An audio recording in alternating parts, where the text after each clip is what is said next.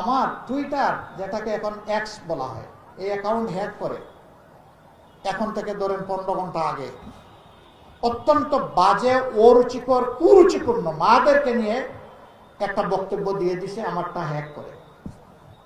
একটা দল দেখলাম যে হই হই রই রই করে মিছিল শুরু করে দিচ্ছে। যারা মাদেরকে সম্মান করতে জানে না তারা এখন মিছিল শুরু করে দিল। মানে এই কাজ কে করেছে? ঠাকুর করে কে রে? আমি কলা খাই না। মুখ লুকলে কে বলছে আমি কিন্তু কলা খাই না। ওই কলা অর্ধেক খাওয়া অবস্থায় বলতেছে। সাবধান করে দিচ্ছে, এ কাজ করবেন না। এইটা আবার আপনি মায়ের জাতিকে অপমান করলেন। একেবারেই ইতর শ্রেণী না হলে এই কাজ কেউ করতে পারে না।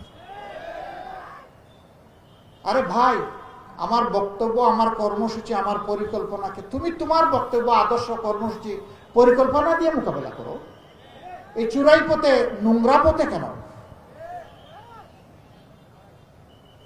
আলহামদুলিল্লাহ এখন আমার অ্যাডমিনের কন্ট্রোলে আবার এটা ফিরে এসেছে 7 ঘন্টা পরে ওই ঘটনা ঘটার। এতে সাময়িক যদি কোনো মা ওদের অপতথ্যের কারণে কষ্ট পেয়ে থাকেন, আমি তাদের কাছে ক্ষমা চাই।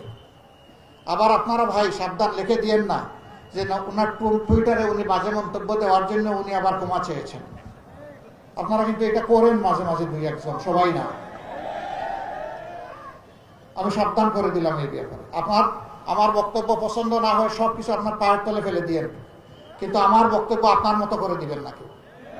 আমার বক্তব্যটা আমার মতো করে দিবেন, যেমনটা আমি বলেছি।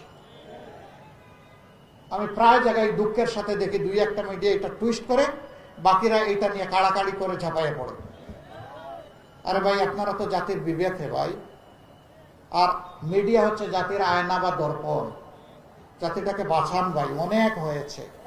আসুন এবার সবাই মিলে দেশটাকে ইতিবাচক ধারার রাজনীতির দিকে নিয়ে যায়।